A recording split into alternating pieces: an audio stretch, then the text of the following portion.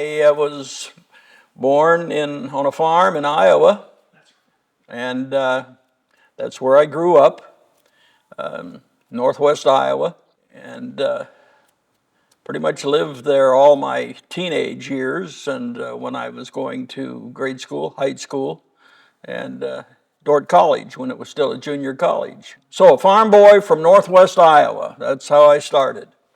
I graduated from Christian high school, from Dordt College when it was a junior college, and then I finished at Calvin College. So I'm pretty much a product of the CRC, the Christian Reformed Church, at that time, you see. And of course, they had a real emphasis on Christian education, and so did my parents. So that was my upbringing. I'm the oldest of six boys. Two of them have passed on, but I have to tell you, six boys, mom was always wanting to, have a girl. And when the sixth one was born, she broke down and cried. But, she came to accept the fact that, well, it's just the boys, the girls are going to have to wait. And they eventually came. I grew up in a Christian home, in Christian schools. So there was never a time in my life where I didn't think I was a Christian. And I trust that, I was a covenant child from my childhood on. I graduated, as I said, from high school in '57, went on to Dordt, graduated there in '59, and then '61. I took pre-sem courses because my family, all my relatives, uncles and aunts, and my parents too, said, I think you ought to be a preacher. Well, I could speak.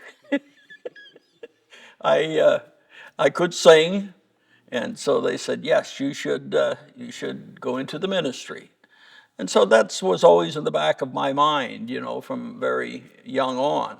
And when I got to Calvin College, I was taking what they called pre-sem courses, pre-seminary.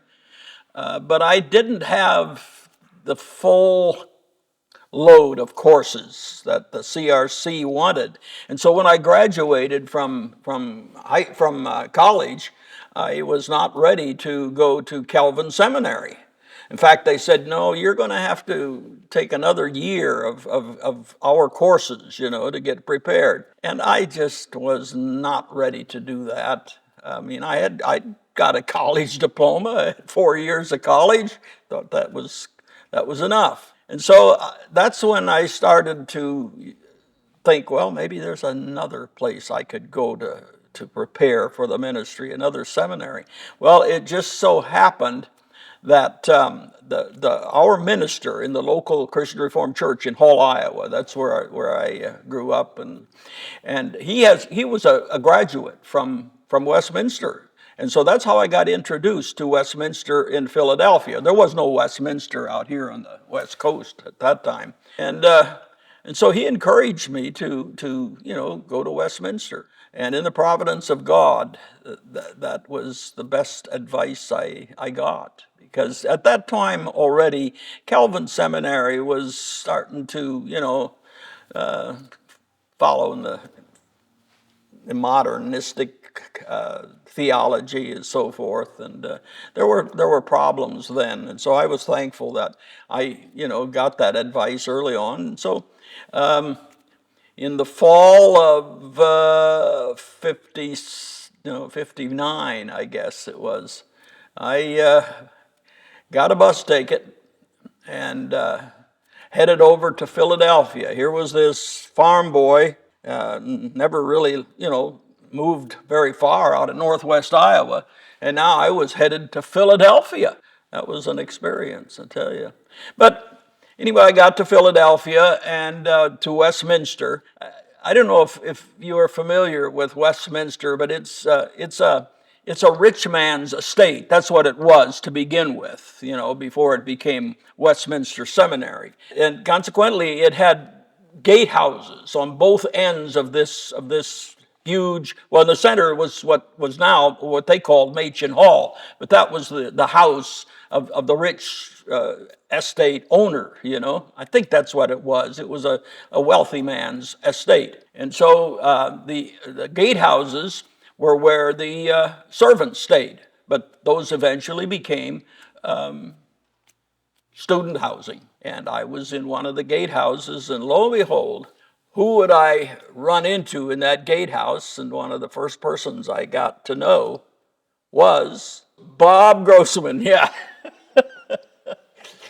And, once you meet Bob Grossman, you don't forget it.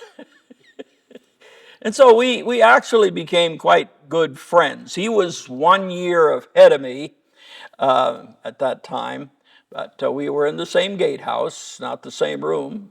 And thank the Lord for that. But but we got to know each other quite well, and he had a car, I didn't, and so that's how we got around and to the various places, and things like that. I started to attend the local Orthodox Presbyterian Church right there next to the seminary in Glenside, and that's where Bob was going to, and so that's how I had my seminary training at Westminster Seminary, and I'm really thankful for that because I would have turned out way differently had I not gone to Westminster. I often think about that as to what my theological outlook would have been had I not gone to Westminster. Well, I had the old stalwart teachers. I suppose, I would say Professor John Murray was, at that time, he was, getting up there in years, and there was a young student, a former student of his, Norm Shepard, who was starting to teach. He was an assistant, and he and I became very good friends. And of course, he was a real John Murray protege, I guess, and so I started going to church with him and with Professor Murray, and got to know both of them quite intimately.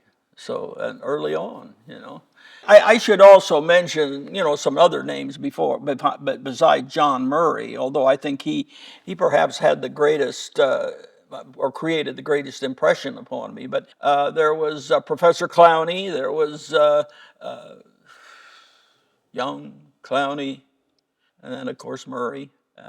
Those were some of the well-known names at that time. But anyway, that's I started out as at the local OPC at Glenside, but then when I got to know Professor Murray and then also his young assistant Norm Shepard, then I started attending the church where they attended, and that was another experience I think that helped me too in the ministry. Every once in a while, Professor Murray would be in the pulpit, and I would get to hear him preach.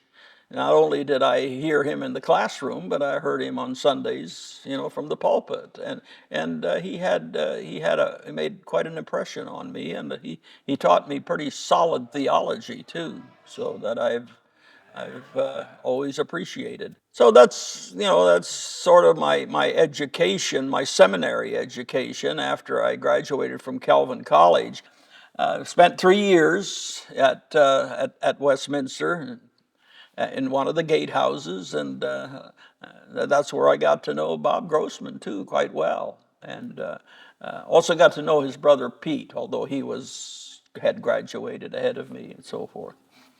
So I finished seminary training at Westminster, and then went back to Iowa, and still, I guess maybe had intentions yet of going into the CRC, the Christian Reformed Church. That's how I grew up, and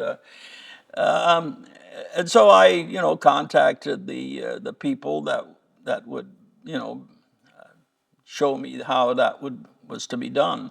But again, they insisted that no, I had to go back or had to spend another year at Calvin Seminary in order to fit their mold. I thought about that. I graduated from Westminster Seminary. I had a pretty good seminary education. And so, no, I'm not going to do that. So I spent the summer back home in Iowa, working on the farm. And then one late afternoon, it was in the fall, I get a call from my friend Bob Grossman. And I had kind of lost contact with him a little bit because he had been gone for a year. And then he asked, "Hey, what are you doing?" I said, "Well, I'm picking corn, plowing fields." He said, "Well, are you looking for a call?" I said, "Yeah, I'd be interested." And I had gotten to know the RCOS then through Bob Grossman back in seminary, so I knew a little bit about his church. And he asked, he said, "Would you? We've got a vacancy now, Upham, North Dakota, Lincoln Valley. It's a 2-point charge. Would you be interested in preaching in those places?" I said, "Yeah, I think I would. I certainly would, be willing to give it a try." And so I preached a trial sermon in Upham, North Dakota, as well as Lincoln Valley. And after a few weeks, there was a call in the mail. Yeah, they would like to call me as their pastor. Well, then there's another interesting connection. They were vacant because their preacher had left. And you know who their preacher was? Reverend Lloyd Gross. And that's how I got, to know the Gross family. And of course, Lloyd had this sister, this younger sister who was a high school teacher. She had taught English and so forth. And he said, "I'd like to have you meet her." I said, "Yeah, I'm game." And so that's how I met my wife. She's Lloyd Gross's sister. And we did some few things together. Although there were a couple of other women involved in that too, and that kind of made my wife, made Betty, a bit hesitant. That I don't know if I should step into this guy's life. He's got these other women that are interested in him, but I wasn't interested in them. And anyway. Then Lloyd, Lloyd was Cupid. He was the one who got the ball going, and he decided that the coming summer, that would be, I got there in the fall, late in the fall. I was ordained in December, I think, in Eureka, South Dakota, the ministry of the RCOS. And so that next spring or next summer, Lloyd and I was serving the Upham Lincoln Valley congregations. Lloyd said, he said, we want to have a Bible school, because he started the work in Minot, and said, we want to do a Bible school for children or young people. And he said, I'm going to get my sister to come and help as well. Well, the plot thickens a bit there, because he had other ideas. But anyway, that's how I got to know my wife Betty, because she did come then to help her brother and to meet this guy, who was a single preacher in Upham, Lincoln Valley. And well, we hit it off. And eventually, of course, we got married. And she was a high school teacher, a high school English teacher back in my hometown, Hall, Iowa, in Western Christian High School. And so, she got to know my family. She got to know my parents, so forth. And they thought she was okay. Anyway, it didn't take long, and we decided, hey, we want to get married. So that's what happened. She then finished up at Western Christian High School in Hall, Iowa, the first semester. And then she asked to be relieved the second semester because we had our wedding. We set our wedding for January 6th. It was the coldest day of the year. We got married then in Hall, Iowa. And that's how the marriage started. And that's how I got to know the Grosses, of course, because then Lloyd became my brother-in-law. Yeah. You know, Upham is a very small community, a very small town. That's where the parsonage was. That's where we lived. You know, we started our married life in Upham. Upham had a population of about 250, 270 people, but the sign always says including dogs and cats. So anyway, it was quite small. And a Lincoln Valley, of course, there wasn't even a town of Lincoln Valley. That was just a country church, you know. And so there weren't a whole lot of activities, but you know, Lloyd had gone to Minot. He had become the home missionary in Minot, and that was a huge city as far as North Dakota was concerned. And so, you know, we would get to North Dakota frequently. In fact, I started going to North Dakota already when I was single, and got to know Lloyd and Claire quite well. And of course, it always was free meals too. I could eat there. But anyway, you know, once we were married, we would go to Minot. That's where we would do some shopping, and Minot had a state fair there, and that's one of the things that we, you know, attended early, because there was nothing to do in, in Lincoln Valley and Upham. So Lincoln Valley was just was just a church building out on the prairie. You know, there was nothing around it except two outhouses, but that was it. And so that's where we started our married life, Upham, Lincoln Valley. I was served there for about 6, 7 years, between up to, yeah, not quite 7 years. Yeah. We had two girls, and one of them sitting there. We had Terilyn, was the oldest, and a year and a half later, 2 years later, she came along, Valerie, and so we you know, had family, and you know, family is something has always been very important in my life. Well, no, let me back up. We left Upham and Lincoln Valley then after I've got a call to Sutton, Nebraska. That was considerably different. I mean, Sutton was still a farm town, and it wasn't huge by any means, but it was closer to civilization, so to speak. But also at that time, there was a work starting in Lincoln, and so I would travel to Lincoln on Sundays and during the week too, to make some contacts there. And eventually, that's where how St. John's Reformed Church in Lincoln, Nebraska came about. I was the first pastor there, and I suppose I was like a home missionary. But actually, Lloyd had been there ahead of me, so he kind of laid some groundwork there too. But yeah, after being in Lincoln Valley, Upham for around six years, I got the call to Sutton, and so we moved to Sutton. That's where it's our son, Lowell, was born, and the youngest, Audra. So now we had 4 children. But at that time, there was interest in starting a work in Lincoln. And since, you know, I had been involved in mission work somewhat in Minot and so forth, eventually they had several candidates that they looked at, but eventually they figured that maybe I would be the best for Lincoln, and since I had some experience in new works. And so St. John's Reformed Church started. I was the first pastor there.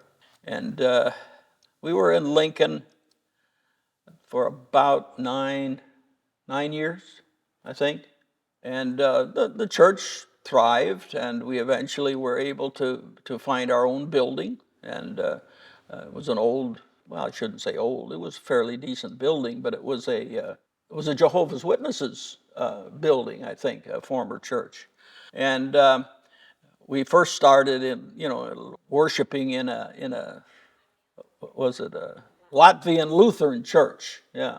That was not comfortable there because there was this huge, huge picture of Christ on the front, you know. And I was so often tempted to hang up a sheet or something or cover it, But I didn't quite dare to do that. We didn't do that, did we? No.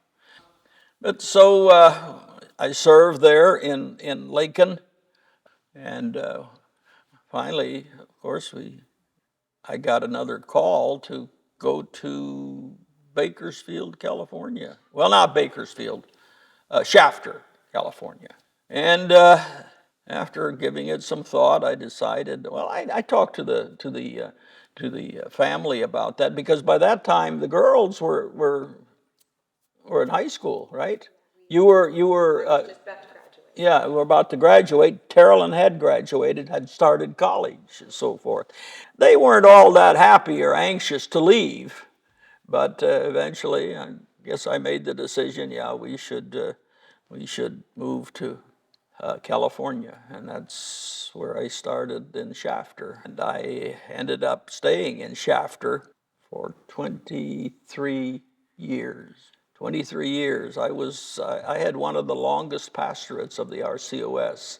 I think the longest at that, except for Bob Stubbe, I think. Bob Stubbe had been in Bakersfield for maybe that length of time too. So, but anyway, we got to enjoy church. The people were very, very friendly and very appreciative of my preaching. Well, after 23 years, it gets a little, what should I say? Well, I guess what I thought, maybe they're getting sick of me.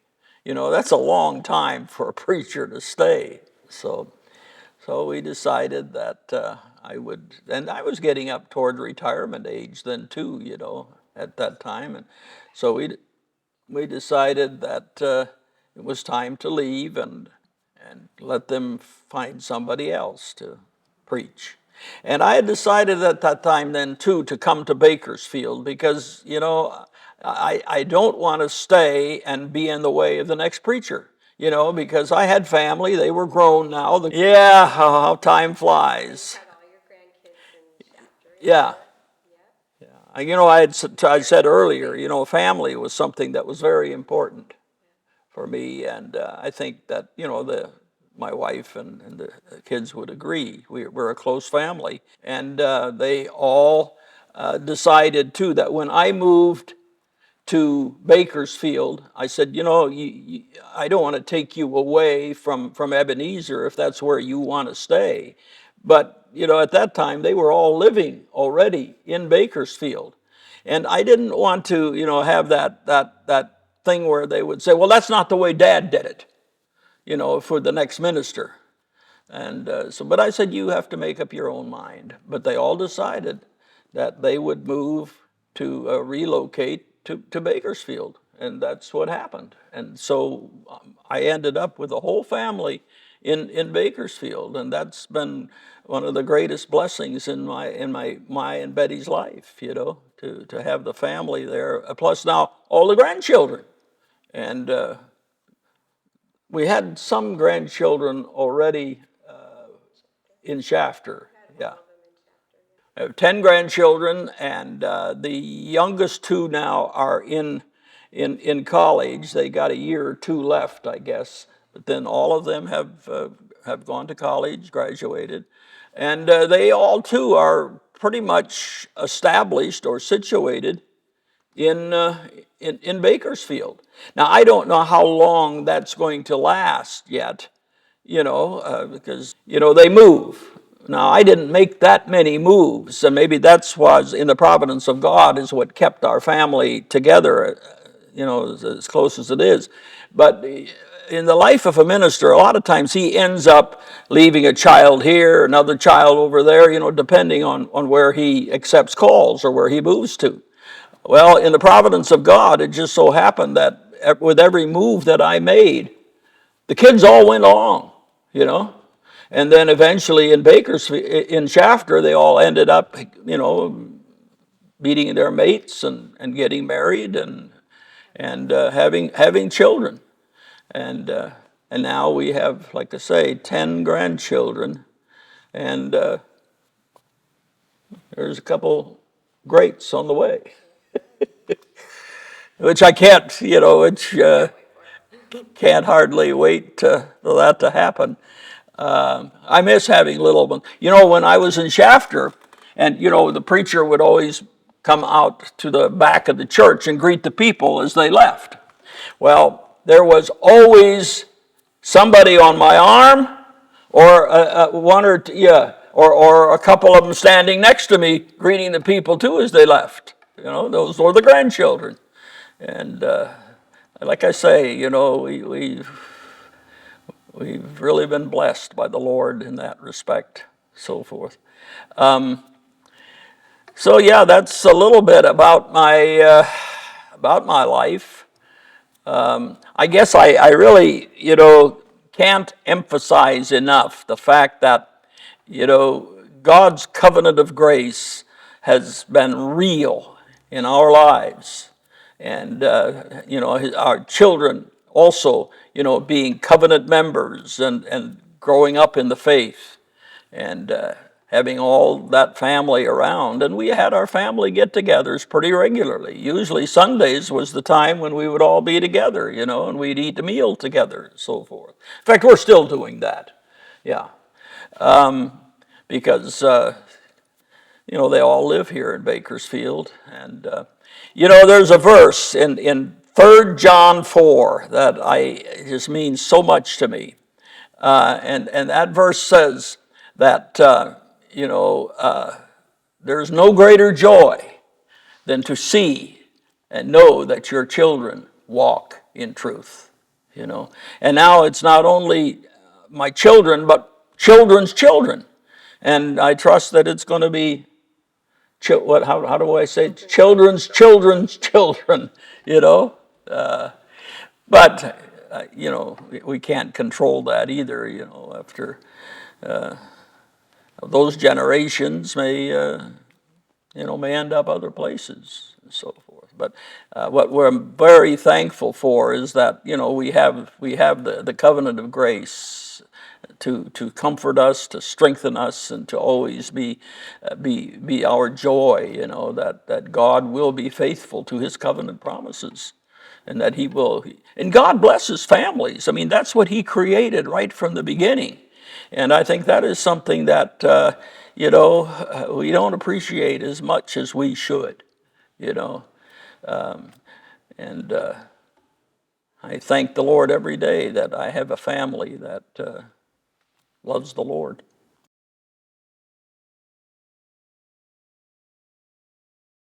Yeah, well, I suppose basically it was because I had some misgiving about the Christian Reformed Church because I knew about liberalism, modernism, and I knew that was infecting the CRC.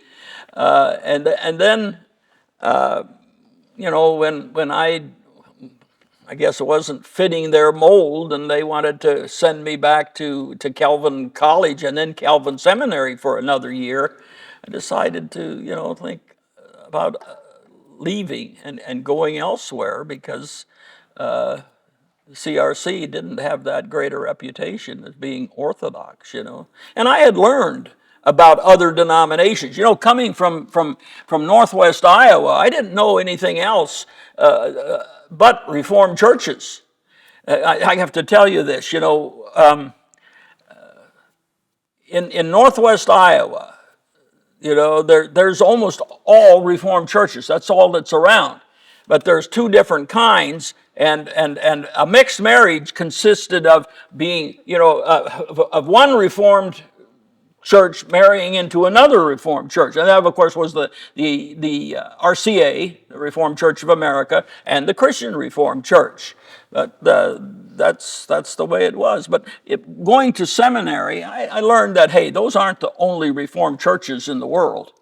But growing up, that's pretty much all the exposure I had as a young man and as a child, you know. It was, and the thing of it is that, you know, we were not supposed to date or marry into we were CRC, Christian Reformed Church, and we were not supposed to date or marry into the Reformed Church of America. That was a mixed marriage. But anyway, I knew there were other Reformed churches, and of course I knew that there was the RCOS, and that was due to my friend Bob Grossman, you know. And he's the one eventually that got me into that denomination. And so already in the fall of '61 is when I got that call from Bob when I was, you know, picking corn or doing farm work at home, you know, wondering, hey, what am I going to do? And I candidated, preached a trial sermon in Lincoln Valley and in Upham, and I received a call, and I knew about the RCOS, you see, at that time through Bob Grossman.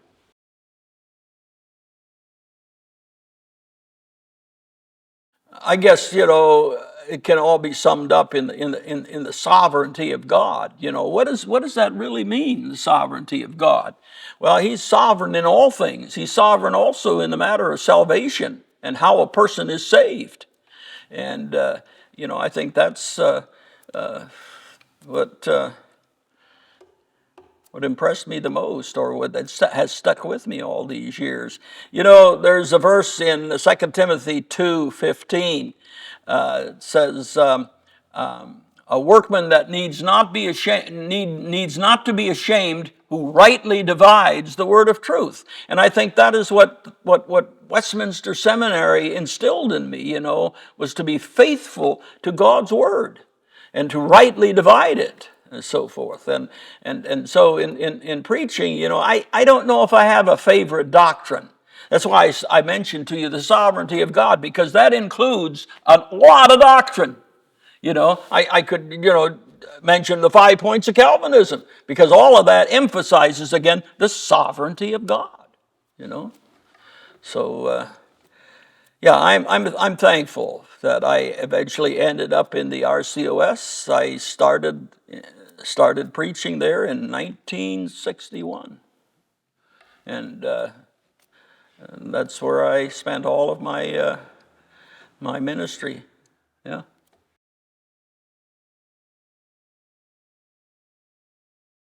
Well, you know, we certainly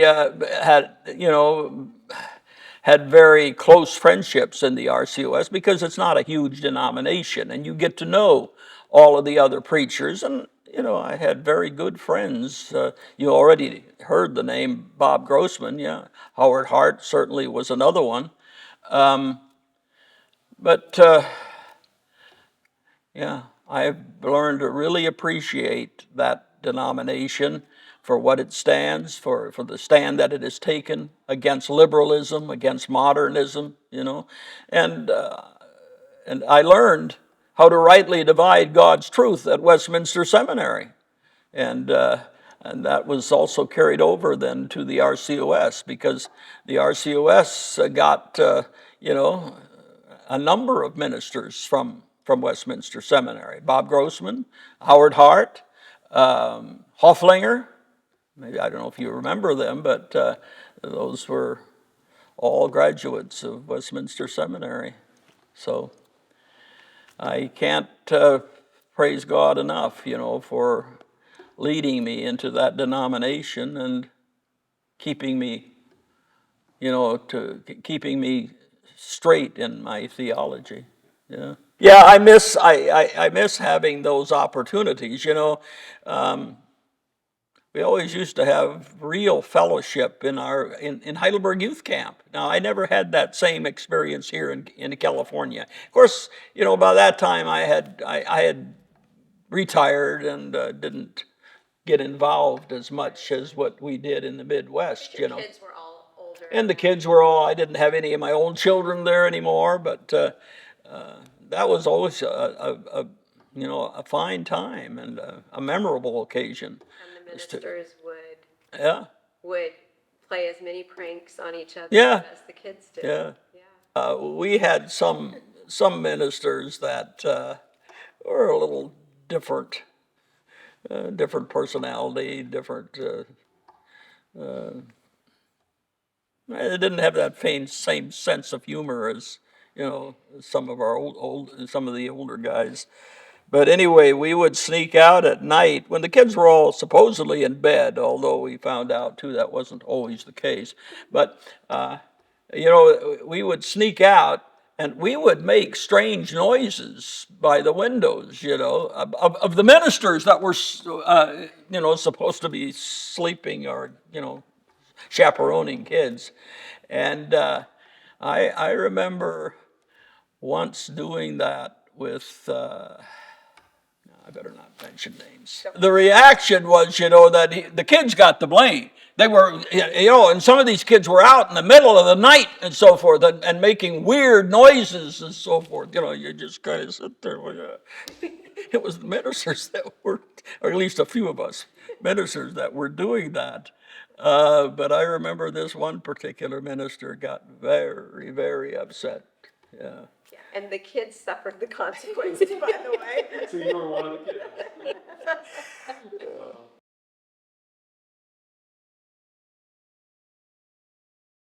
Well, one who doesn't have to be ashamed because he rightly divides God's truth. 2 Timothy 2, I think 2 Timothy 2:15.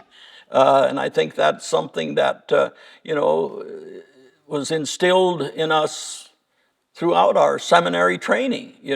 Be faithful to God's word, rightly divide it and preach the truth, because that word, God's word, is truth.